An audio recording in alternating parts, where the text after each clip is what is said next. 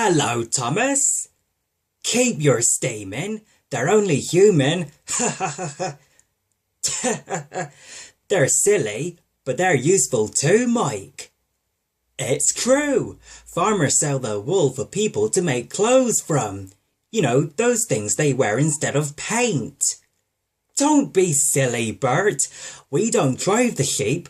We take their wool and bales on our cars. This is an easy job. Thank you, sir. I'm telling you, it'll be easy peasy. I knew it would be easy. That's what I told Mike and Bert last night.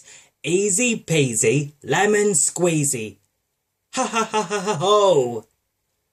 I said it was easy. I said it was easy. Stop! Stop! No! No!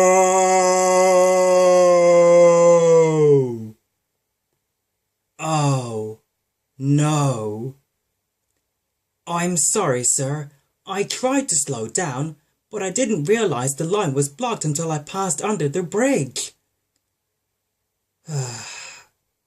Oh. I suppose that accident serves me right for being so full of myself.